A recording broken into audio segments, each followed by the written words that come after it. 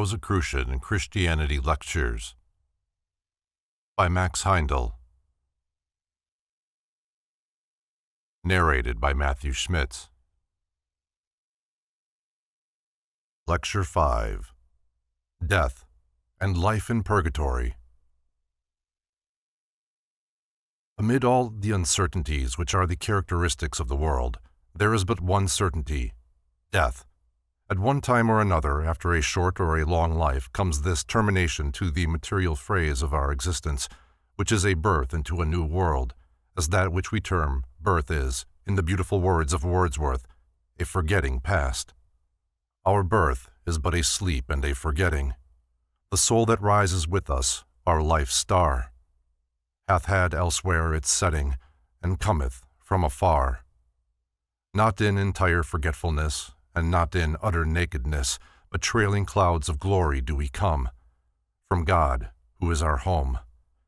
Heaven lies about us in our infancy. Shades of the prison house begin to close upon the growing boy. But he beholds the light, and whence it flows, he sees it in his joy. The youth who daily farther from the east must travel, still is nature's priest, and by the vision splendid is on his way attended. At length, the man perceives it die away, and fade into the light of common day. Birth and death may therefore be regarded as the shifting of man's activity from one world to another, and it depends upon our own position whether we designate such a change birth or death. If a man enters the world in which we live, we call it birth. If he leaves our plane of existence to enter another world, we call it death. But to the individual concerned, the passage from one world to another is but as the removal to another city here. He lives, unchanged, only his exterior surroundings and condition are changed. The passage from one world to another is often attended by more or less unconsciousness, like sleep, as Wordsworth says, and for that reason our consciousness may be fixed upon the world we have left. In infancy, heaven lies about us, in actual fact. Children are all clairvoyant for a longer or shorter time after birth, and whoever passes out at death still beholds the material world for some time. If we pass out in the full vigor of physical manhood or womanhood, with strong ties of family, friends, or other interests, the dense world will continue to attract our attention for a much longer time than if death occurred at a ripe old age, when the earthly ties have been severed before the change we call death. This is on the same principle that the seed clings to the flesh of unripe fruit, while it is easily and cleanly detached from the ripe fruit. Therefore, it is easier to die at an advanced age than in youth. The unconsciousness which usually attends the change of the incoming spirit at birth and the outgoing spirit at death is due to our inability to adjust our focus instantly, and is similar to the difficulty we experience when passing from a darkened room to the street on a light, sunny day, or vice versa. Under those conditions, some time elapses before we can distinguish objects about us. So with the newly born and to the newly dead, both have to readjust their viewpoint to their new condition. When the moment arrives which marks the completion of life in the physical world, the usefulness of the dense body has ended, and the ego withdraws from it by way of the head, taking with it the mind and the desire body, as it does every night during sleep. But now the vital body is useless, so that too is withdrawn, and when the silver cord which united the higher to the lower vehicles snaps, it can never be repaired. We remember that the vital body is composed of ether, superimposed upon the dense bodies of plant, animal, and man during life. Ether is physical matter, and has therefore weight. The only reason why the scientists cannot weigh it is because they are unable to gather a quantity and put it on a scale. But when it leaves the dense body at death, a diminution in weight will take place in every instance, showing that something having weight, yet invisible, leaves the dense body at that time. In 1906, Dr. McDougall of Boston weighed a number of dying persons by putting their beds upon scales, which he balanced. It was noted that the platform bearing the weights came down with startling suddenness at the moment when the last breath was drawn. The news was flashed all over the Union that the soul had been weighed, an achievement that can never be accomplished, for the soul is not amenable to physical laws. Later, Professor Twining of Los Angeles supposedly weighed the soul of a mouse, But what the scientists really did was to weigh the vital body as it leaves the dense body at death. A word should be spoken in regard to the treatment of dying persons who suffer unspeakable agony in many cases through the mistaken kindness of friends. More suffering is caused by administering stimulants to the dying than perhaps in any other way. It is not hard to pass out of the body, but stimulants have the effect of throwing the departing ego back into its body with the force of a catapult, to experience anew the sufferings from which it was just escaping. Departed souls have often complained to investigators, and one such person said that he had not suffered as much in all his life as he did while kept from dying for many hours. The only rational way is to leave nature to take its course when it is seen that the end is inevitable. Another and more far-reaching sin against the passing spirit is to give vent to loud crying or lamentation in or near the death chamber. Just subsequent to its release and from a few hours to a few days afterwards, the ego is engaged upon a matter of the utmost importance. A great deal of the value of the past life depends upon the attention given to it by the passing spirit. If distracted by the sobs and lamentations of loved ones, it will lose much, as we shall see, but if strengthened by prayer and helped by silence, much future sorrow to all concerned may be avoided. We are never so much our brother's keeper as when he is passing through Gethsemane, and it is one of our greatest opportunities for serving him and laying up heavenly treasure for ourselves. We have studied the phenomenon of birth and have evolved a science of birth. We have qualified obstetricians and trained nurses to minister in the best possible manner to both mother and child, to make them comfortable, but we are sadly, very sadly, in need of a science of death. When a child is coming into the world, we bustle about in intelligent endeavor. When a lifelong friend is about to leave us, we stand helplessly about, ignorant of how to aid, or worse than all, we bungle and cause suffering instead of helping. Physical science knows that whatever the power which moves the heart, it does not come from without, but is inside the heart. The occult scientist sees a chamber in the left ventricle near the apex, where a little atom swims in the sea of the highest ether. The form in that atom, like the forces in all other atoms, is the undifferentiated life of God. Without that force, the mineral could not form matter into crystals. The plant, animal, and human kingdoms would be unable to form their bodies.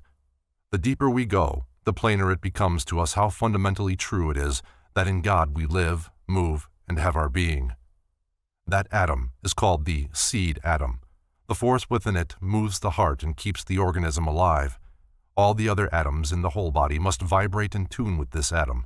The forces of the seed atom have been immanent in every dense body ever possessed by the particular ego to whom it is attached, and upon its plastic tablet are inscribed all the experiences of that particular ego in all its lives.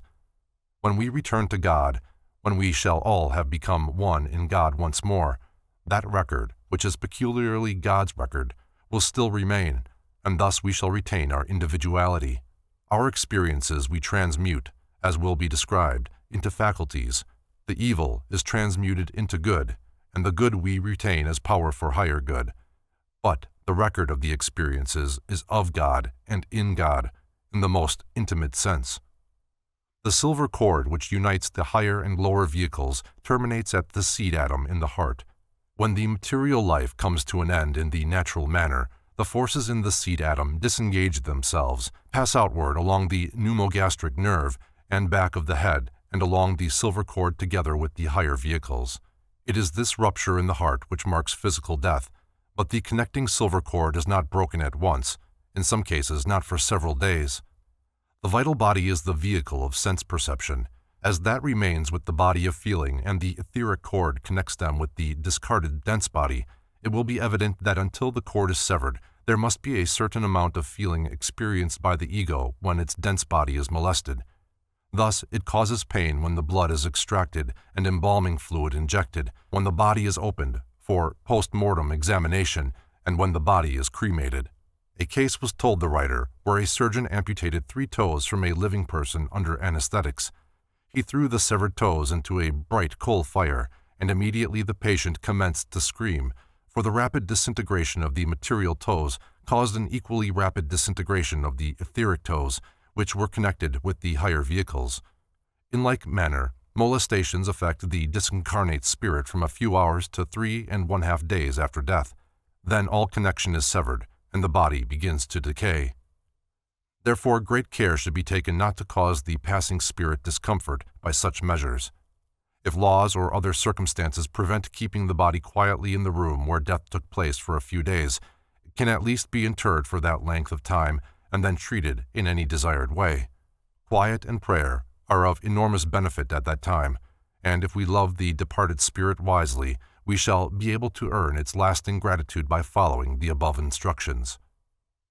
In lecture number 3, we saw that the vital body is the storehouse of both the conscious and the subconscious memory. Upon the vital body is branded indelibly every act and experience of the past life, as the scenery upon an exposed photographic plate.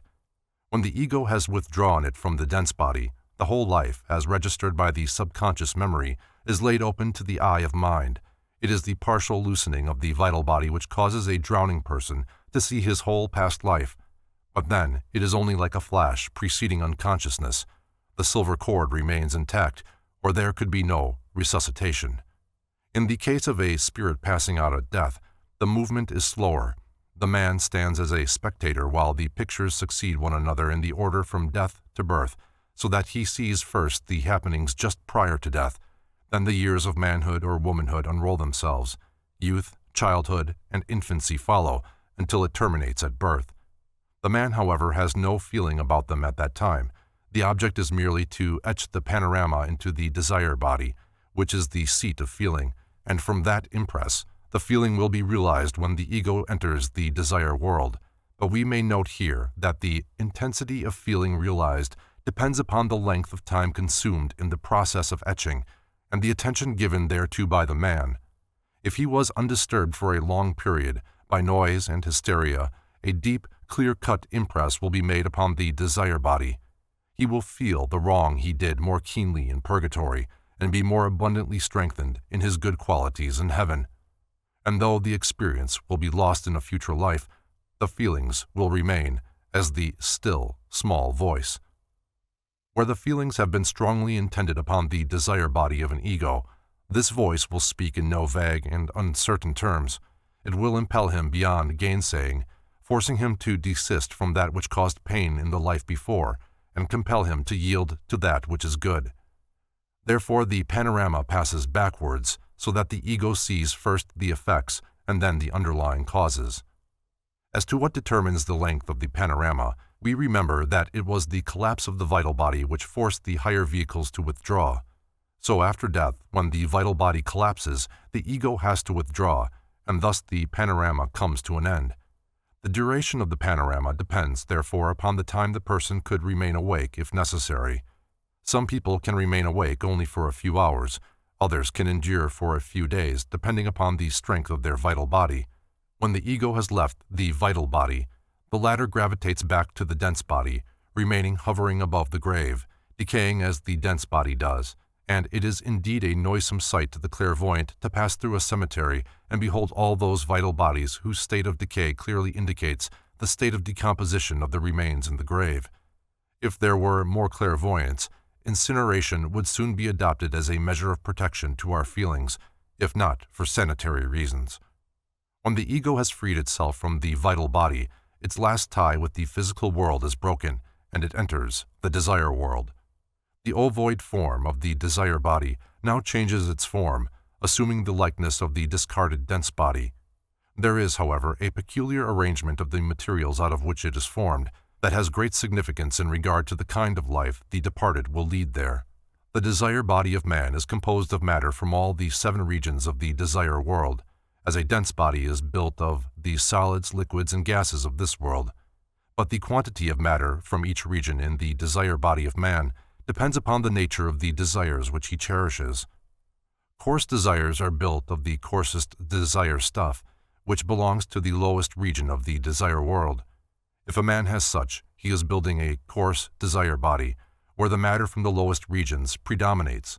If he persistently puts coarse desires away from himself, yielding only to the pure and the good, his desire body will be formed of the materials of the higher regions.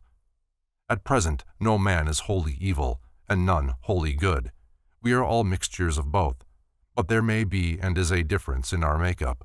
In the desire bodies of some, there is a preponderance of coarse, and in others, of fine desire stuff, and that makes all the difference in the environment and status of the man when he enters the desire world after death, for then the matter of his desire body, while taking on the likeness of the discarded dense body, at the same time arranges itself so that the subtlest matter, which belongs to the higher regions of the desire world, forms the center of the vehicle, and the matter from the three densest regions is on the outside. When the ego's earth life is ended, it exerts centrifugal force to free itself from its vehicles. Following out the same law which causes a planet to throw that part of itself which is most dense and crystallized out into space, it first discards its dense body. When it enters the desire world, this centrifugal force also acts so as to throw the coarsest matter in the desire body outwards, and thus man is forced to stay in the lower regions until he has been purged of the coarser desires which were embodied in his densest desire matter. The coarsest desire matter is therefore always on the outside of his desire body while he is passing through purgatory, and is gradually eliminated by the purging centrifugal force, the force of repulsion which tears the evil out of man and then allows him to pass upwards into the first heaven in the upper part of the desire world, where the force of attraction alone holds sway and builds the good of the past life into the ego as sole power. The discarded part of the desire body is left as an empty shell. When the ego has left its dense body, that dies quickly. Physical matter becomes inert at the moment it is deprived of the quickening, life-giving energy. It dissolves as a form. Not so with the matter of the desire world. Once life has been communicated to it, that energy will subsist for a considerable time after the influx of life has ceased, varying as to the strength of the impulse. The result is that after the ego has left them, these shells subsist for a longer or shorter time. They live an independent life, and if that ego to which they belonged was very much given to worldly desires, perhaps cut off in the prime of life with strong and unsatisfied ambitions, this soulless shell will often make the most desperate efforts to get back to the physical world, and much of the phenomena of spiritualistic seances are due to the actions of these shells. The fact that the communications received from many of these so-called spirits are utterly devoid of sense is easily accounted for when we realize that they are not spirits at all, but only a soulless part of the garment of the departed spirit, and therefore without intelligence. They have a memory of the past life, owing to the panorama which was etched after death, which often enables them to impose upon relatives by stating incidents not known to others, but the fact remains that they are but the cast-off garment of the ego, endowed with an independent life for the time being. It is not always, however, that these shells remain soulless, for there are different classes of beings in the desire world, whose evolution naturally belongs there. They are good and bad, as are human beings. Generally, they are classed under one heading as elementals, although differing vastly in appearance, intelligence, and characteristics. We will only deal with them so far as their influence touches the post-mortem state of man. It sometimes happens, especially where a man has been in the habit of invoking spirits, that these beings take possession of his dense body in earth life and make him an irresponsible medium. They generally lure him at first with seemingly high teachings, but by degrees lead to gross immorality, and worst of all, they may take possession of his desire body after he has left it and ascended into heaven. As the impulses contained in the desire body are the basis of the life in heaven, and also the springs of action which cause man to reincarnate for renewed growth, this is indeed a very serious matter, for the whole evolution of a man may be stopped for ages before the elemental releases his desire body. It is these elements who are the originators of many of these spiritualistic phenomena where more intelligence is displayed than can be accounted for by the action of soulless shells, particularly at materializations, at least. Though shells may take part, phenomena are always directed by a being with intelligence. The difference between a materializing medium and an ordinary person is that the connection between the dense body can be withdrawn, and also some of the gases and even liquids of the medium's dense body may be used to form the bodies of apparitions. This withdrawal and the process of clothing the shells is generally performed by the elemental, who extracts the vital body of the medium out through the spleen. As a rule, the body of the medium shrinks horribly in consequence. When the dense body is thus deprived of its vital principle, It becomes terribly exhausted, and unfortunately the medium often seeks to restore the equilibrium by strong drink, becoming a confirmed drunkard. In lecture number 4, it was pointed out how dangerous it is to allow a hypnotist to dominate our will and deprive us of our liberty. But in that case, the victim can at least see and may form an opinion of the hypnotist who controls him. In the case of the medium, the danger is multiplied 1,000-fold, for the dominating influence cannot be seen. The death of the hypnotist releases his victims, but the gravest danger to the medium is after death. Therefore, a negative state in which the whole body or even the hand of a person is used automatically, apart from the individual's own volition, is hazardous. It is not denied that sometimes there are genuine communications from a departed spirit, or that there are cases of benevolent communications from beings outside our volition, but our purpose is to point out the dangers to those who meddle with that they know not. Philanthropists do not grow on every bush in the desire world any more than here. They are positively not great and good beings, angels, who enjoy knocking a man's hat over his ears, spilling water down his neck, or doing any of the other foolish tricks exhibited at the ordinary spiritualistic seance. Those are emphatically either the soulless shells of scapegraces or elementals on a prank. When a man wakes up in the desire world, he is with one exception the very same man in every respect as before death. Anyone seeing him there would know him if they had known him here. There is no transforming power in death. The man's character has not changed. The vicious man and the drunkard are vicious and dissipated still. The miser is a miser still. The thief is as dishonest as ever. But there is one great and important change in them all. They have all lost their dense body, and that makes all the difference in regard to the gratification of their various desires. The drunkard cannot drink.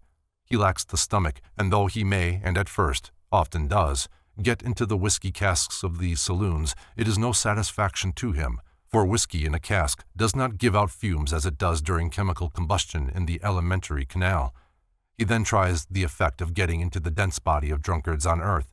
He succeeds easily, for the desire body is so constituted that it is no inconvenience to occupy the same space with another person. Dead people, at first, are often annoyed when their friends sit down in the chair they are occupying, but after a while they learn that it is not necessary to hurry out of their seat because a friend yet in earth life is approaching to sit down. It does not hurt the desire body to be sat on. Both persons can occupy the same chair without inconveniencing each other's movements. So the drunkard enters into the body of people who are drinking, but even there he receives no real satisfaction, and in consequence he suffers the tortures of Tantalus, until at least the desire burns itself out for want of gratification, as all desires do, even in physical life. This is purgatory, and we note that it is not an avenging deity who measures out the suffering, or a devil who executes the judgment, but the evil desires cultivated in earth life, incapable of gratification in the desire world, that cause the suffering, until in time they burn out. Thus the suffering is strictly proportionate to the strength of the evil habit. Take the case of the miser. He loves gold as dearly after death as before, but cannot gather any more. He has no physical hand wherewith to grasp, and worst of all, cannot protect what he had. He may sit watching in front of his safe, but the heirs may come and put their hands right through him, take away his cherished gold, perhaps laughing at the stingy old fool, while he is nearly in a spasm with rage and mortification. He suffers terribly because unable to check them. At last, however, he learns to content himself. He is automatically purged of grasping, as was the drunkard of drink, by the law of consequence, which eradicates from each person his faults in an impersonal way. There is, in truth, no punishment. All suffering is entirely due to our self-acquired habits, is strictly proportionate to them. Benevolently, it rids us of our faults, so that in consequence of purgation we are born innocent and may more easily acquire virtue when tempted anew, by listening to the voice that warns. Each evil act, at least, is therefore an act of free will. While our evil habits are dealt with in this general way, our specific evil actions in the past life are dealt with in the same automatic manner by means of the life panorama, which was etched into the desire body. That panorama begins to unfold backwards from death to birth upon our entrance into the desire world. It unfolds backwards at the rate of about 3 times the speed of the physical life, so that a man who was 60 years of age at the time of death would live over his past life in the desire world in about 20 years. We remember that when viewing this panorama just after death, he had not feeling at all about it, standing there merely as a spectator, looking at the pictures as they unrolled. Not so when they appear in his consciousness in purgatory. There the good makes no impression, but all the evil reacts upon him in such a way that in the scenes where he had made another suffer, he himself feels as the injured one. He suffers all the pain and anguish his victim felt in life, and as the speed of the life is tripled, so is the suffering. It is even more acute, for the dense body is so slow of vibration that it dulls even suffering. But in the desire world, where we are minus physical vehicles, suffering is more acute, and the more clear-cut the panoramic impression of the past life was etched into the desire body at the time of death, the more the man suffers, and the more clearly he will feel, in afterlives, that transgression is to be avoided. There is a peculiar phase of this suffering, which also adds to its disagreeable character. If in life a man had injured two men at the same time, and one is living in Maine and the other in California, at the time when their tormentor is undergoing his purgatorial realization of the sufferings he caused them, he will feel himself as present with both at the same time, as if one part were in Maine and the other in California. It gives him a peculiar but indescribable feeling of being torn to pieces. There are two classes of people for whom the purgative process does not commence at once, namely the suicide and victim of murder. In the case of the suicide, it does not commence until the time when the body would have died in the course of natural events, but in the meantime he suffers for his act in a way that is as dreadful as it is peculiar. He has a feeling of being hollowed out, as it were, and of inhabiting an aching void, due to the continued activity of the archetype of his form in the region of concrete thought. In the case of people, young or old, who die naturally or by incident, archetypal activity ceases. The higher vehicles undergo a modification at death, so that the loss of the dense body in itself gives no feeling of discomfort. But the suicide experiences no such change until the archetype of his body ceases to work, at the time when death would have naturally occurred. The space where his dense body ought to have been is empty, because the archetype is hollow, and it hurts indescribably. Thus he also learns that it is not possible to play truant from the school of life without bringing about unpleasant consequences, and in later lives, when the way seems hard, he will remember in his soul that the cowardly attempt to escape by suicide only brings added suffering. There are people who commit suicide for unselfish reasons, to rid others of a burden, and they of course have their reward in another way, but do not escape the suffering of the suicide any more than the man who enters a burning building to save others is immune from burns. The victim of murder escapes this suffering because he is in a comatose state as a rule, until the time when natural death should have occurred, and is taken care of in that respect, like the victims of so-called accidents, but the latter are always conscious at once or shortly after death. If the murderer is executed between the time of the murder and the time when his victim would naturally have died, the comatose desire body of the latter floats to its slayer by magnetic attraction, following him wherever he goes, without a moment's respite. The picture of the murder is always before him, causing him to feel the suffering and anguish which must inevitably accompany this incessant reenactment of his crime in all its horrible details. This goes on for a time, corresponding to the period of life of which he deprived his victim. If the murderer escaped hanging, so that his victim has passed beyond purgatory before he dies, the shell of his victim remains to act the part of Nemesis in the drama of reenactment of the crime. Thus the ego is purged of evil of every kind, by the impersonal action of the law of consequence, made fit to enter heaven and become strengthened in good, as it has become discouraged in evil.